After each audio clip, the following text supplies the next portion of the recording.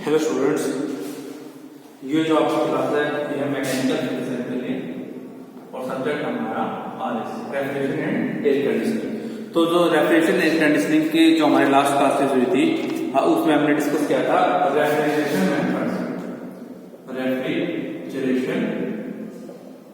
Methods हम कर रहे थे। तो रेफ्रिजरेशन मेथड में हमने क्या क्या कर लिया था अब तक? हमने किया था सबसे पहले किया था आइस रेफ्रिजरेशन और dry ice refrigeration, ice refrigeration and दूसरा हमने किया था वो क्या हुआ था ड्राई आइस रेफ्रिजरेशन मेथड। तो जो हमारा नेक्स्ट रेफ्रिजरेशन मेथड है जिसको आज हम डिस्कस करने वाले हैं वो रहेगा हमारा प्रीऑपरेटिव टाइप रेफ्रिजरेशन सिस्टम। जो हमारा आज का टॉपिक है वो है प्रीऑपरेटिव रेफ्रिजरेशन। प्रीऑपरेटिव रेफ्रिजरेशन देखो, जो हमारा प्रीऑपरेटिव रेफ्रिजरेशन है वो किस पे काम करता है? हमारा जो प्रिंसिपल होता है कि व्हेनेवर एनी लिक्विड इवैपोरेट्स, ये किस पे काम करता है हमारा कि व्हेनेवर, क्या बोल सकते हैं, whenever any liquid evaporates absorption of heat take place from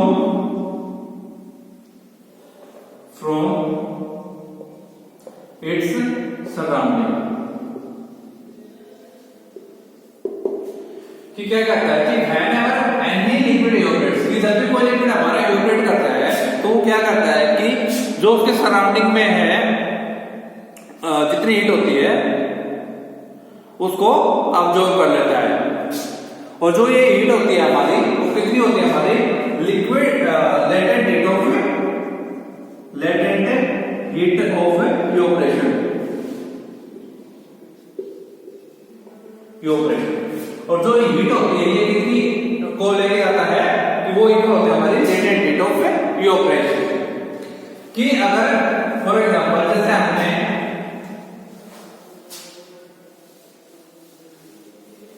अगर हमारा वाटर इवैपोरेट कर रहा है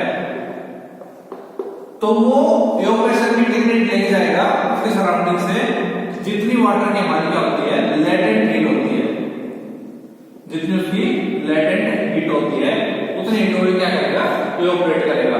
इसी सेंस में अगर हम बात करें कि हमारा जो पेट्रोल है वो इवैपोरेट हो रहा है तो वो भी कितनी हीट लेके जाएगा, जितनी पेट्रोल की क्या है लेटेंट हीट होती है तो उतनी ही उसको इवैपोरेट करेगा। अगर हम एग्जांपल की बात करें इवैपोरेशन रेफ्रिजरेशन की,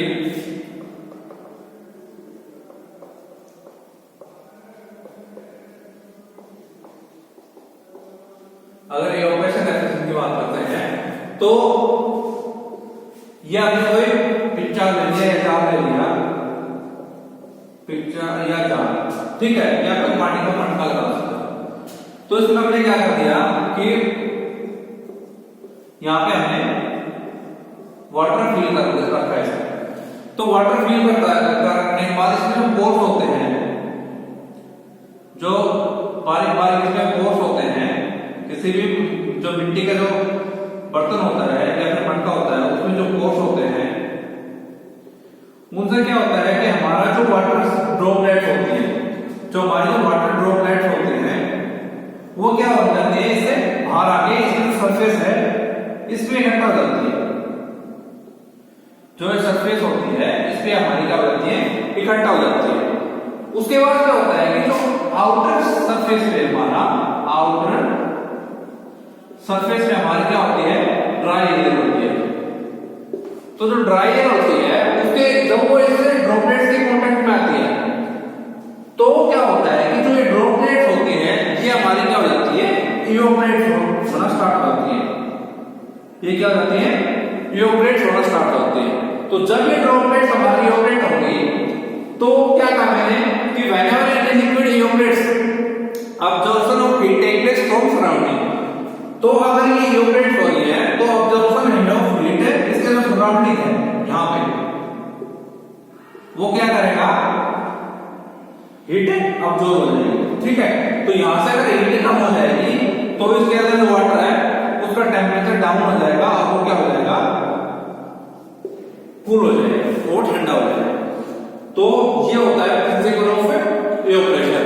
लेकिन अगर हम बात करें कि जो इवेपोरेशन है वो कहां पे आप उसको एप्लीकेशन या एग्जांपल की बात करें तो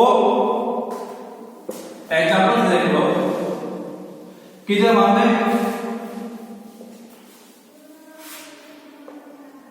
फैन के नीचे बैठते हैं तो हमारे क्या होती है कि जो स्वेट की वजह से हमारे इसमें ड्रॉपलेट्स आ जाती है। तो जब फैन चलता है तो जो उसकी ड्राई एयर होती है, ड्राई एयर की क्या करती है, जो हमारा स्वेट होता है उसको क्या करती है, इवेपोरेट करती है। तो इवेपोरेट होने के बाद हमारी बॉडी का टेम्परेचर क्या होता है, डाउन हो जाता है और फिर क्या हो जाती है, मतलब जो गर्मी कम लगती है ठंड लगनी स्टार्ट हो जाती है। उसके बाद दूसरा अगर एग्जांपल है in summer after taking a bath. देखो जब गर्मियों में हम नहाते हैं, जब गर्मियों में जब हम बाथ लेते हैं या फिर नहाते हैं तो हमारे शरीर में क्या हो जाती है, वाटर की ड्रॉपलेट रह जाती है। लेकिन जब हम बाहर आते हैं नहा के तो क्या होता है कि जो आउटर में जो सरफेस होते हैं, आउटर सरफेस में जो हमारी सराउंडिंग में एयर है वो क्या है, ड्राई एयर है और हॉट है। हॉट एंड ड्राई एयर क्या करती है, जो ड्रॉपलेट्स होती है उनको क्या कर देती है, तो इवेपोरेट करती है और उससे हमारा क्या होता है, हमें जो कूलिंग महसूस होती है।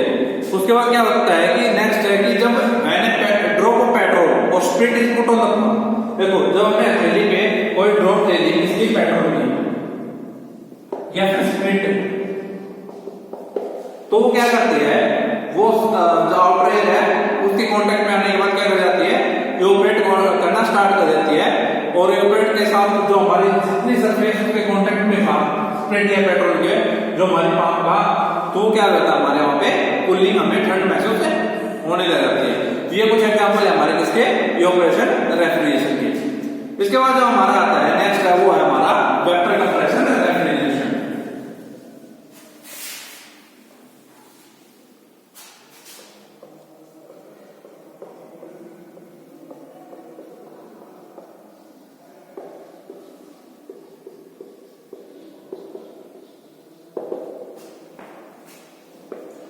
देखो जो हमारा वेपर कंप्रेशन रेफ्रिजरेशन होता है ये सबसे इंपॉर्टेंट है, ये सबसे ज्यादा इंपॉर्टेंट है और सबसे ज्यादा वाइडली यूज होता है। कहां का यूज होता है, एक डोमेस्टिक रेफ्रिजरेटर से लेके और जो हमारे इंडस्ट्रियल में लार्ज स्केल में जो बड़े बड़े रेफ्रिजरेटर होते हैं, इंडस्ट्रियल रेफ्रिजरेटर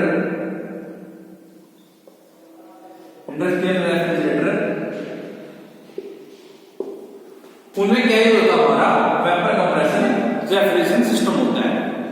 तो जो हमारा वेपर कंप्रेशन रेफ्रिजरेशन सिस्टम होता है ये किस पे काम करता है, ये भी उसी प्रिंसिपल पर काम करता है। कौन से पे, इवेपोरेशन अब्सॉर्ब्स हीट। ये किस प्रिंसिपल पे काम करता है, इवेपोरेशन अब्सॉर्ब्स हीट। ठीक, क्या होता है कि जब भी इवेपोरेशन हो रहा है तो वहां से क्या होता है, हमारी हीट रिमूव होती है। ये उसी प्रिंसिपल पे काम करता है वेपर कंप्रेशन रेफ्रिजरेशन सिस्टम। तो वेपर कंप्रेशन रेफ्रिजरेशन सिस्टम को समझने के लिए पहले इसका डायग्राम बनाते हैं, उसके बाद इसको देखो। जो हमारा वेपर कंप्रेशन रेफ्रिजरेशन सिस्टम होता है इसके चार इंपॉर्टेंट पार्ट्स होते हैं। पहला पार्ट होता है हमारा, वो होता है कंप्रेसर। दूसरा पार्ट होता है इसके बाद हमारा वो होता है एक्सपेंशन मोड। सॉरी, कंप्रेसर के बाद आता है हमारा कंडेंसर। तीसरा इसका पार्ट होता है वो होता है हमारा एक्सपेंशन मोड। और फोर्थ इसका होता है वो होता है हमारा इवेपोरेटर।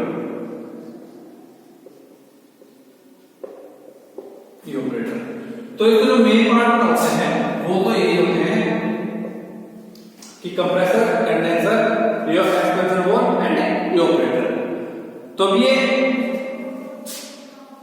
चारों पार्ट मिलकर हमारे क्या करते हैं, एक कंप्लीट साइकिल फॉर्म करते हैं, कंप्लीट साइकिल फॉर्म करते हैं। तो जब हमारे एक कंप्लीट साइकिल कंप्लीट हो जाती है, एक साइकिल जब कंप्लीट हो जाती है तो उस साइकिल में हमारी क्या होती है, हीट रिमूव होती है। तो जो हमारा वेपर कंप्रेशन रेफ्रिजरेशन सिस्टम होता है, ये इसके नाम से सजेस्ट होता है कंप्रेशन। कंप्रेशन से मतलब क्या होगा कि जो रेफ्रिजरेंट है, रेफ्रिजरेंट उसको हम क्या करते हैं, कंप्रेस करते हैं। उसको कंप्रेस करके हम किस लिए यूज करते हैं, कूलिंग के लिए यूज करते हैं। अगर रेफ्रिजरेंट की बात करते हैं तो जो हमारा वेपर कंप्रेशन रेफ्रिजरेंट सिस्टम होता है, इसमें जो हमारे रेफ्रिजरेंट होते हैं वो कौन कौन से होते हैं, इसमें हम रेफ्रिजरेंट यूज कर सकते हैं अमोनिया या फ्रियोन। जो हम रेफ्रिजरेंट यूज करते हैं अमोनिया, फ्रियोन, कार्बन डाइऑक्साइड या फिर इसको CO2 बोलते हैं। तो ये कुछ रेफ्रिजरेंट होते हैं जिनको हम क्या करते हैं, इस वेपर कंप्रेशन रेफ्रिजरेशन सिस्टम में यूज करते हैं। अब एक डायग्राम बनाते हैं जिसके अंदर इसकी वर्किंग समझेंगे। सबसे पहले हमारा होता है कंप्रेसर। कंप्रेसर से जो हमारा रेफ्रिजरेंट जाता है वो जाता है हमारा कंडेंसर के अंदर।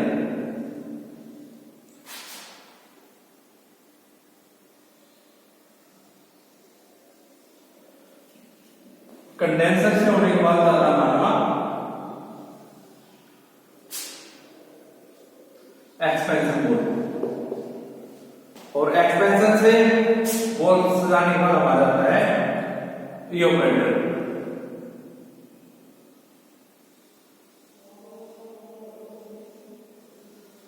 और इवेपोरेटर से हमारा वापस किस में आ जाता है, हमारा कंप्रेसर में।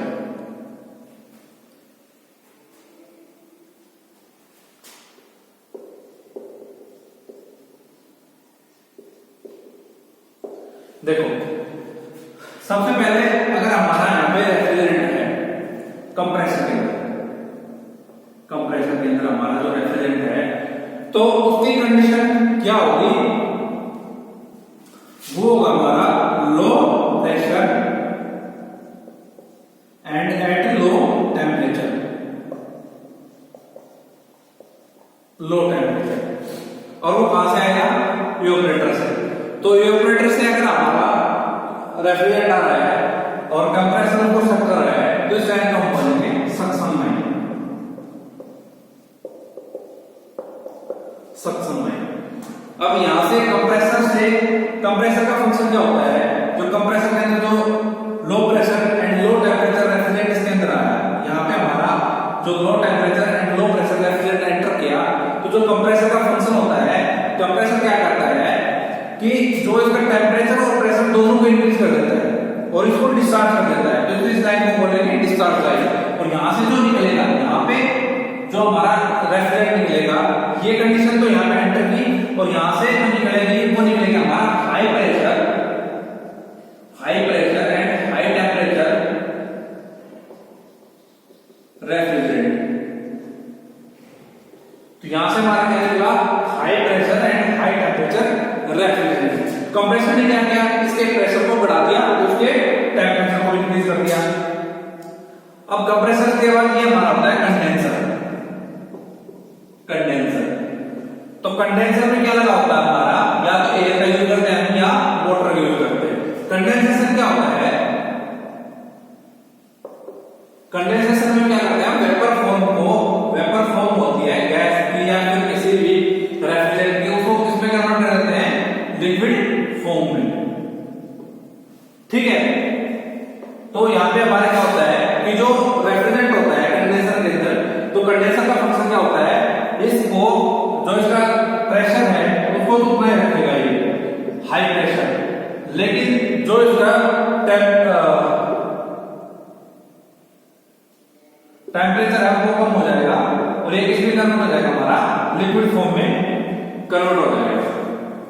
लिक्विड का होने के बाद अगर ये यहां से आ रहा है तो इस लाइन को हम बोल देते हैं लिक्विड लाइन, क्योंकि इस लाइन के अंदर जो हमारा रेफ्रिजरेंट होता है लिक्विड फॉर्म में होता है। इसके बाद जो हमारा ये होता है एक्सपेंशन पोल। एक्सपेंशन पोल, अब रेफ्रिजरेंट हमारा जाता है एक्सपेंशन पोल में। जब हमारा रेफ्रिजरेटर एक्सपेंशन पोल में जाता है तो एक्सपेंशन पोल का फंक्शन होता है टू रेगुलेट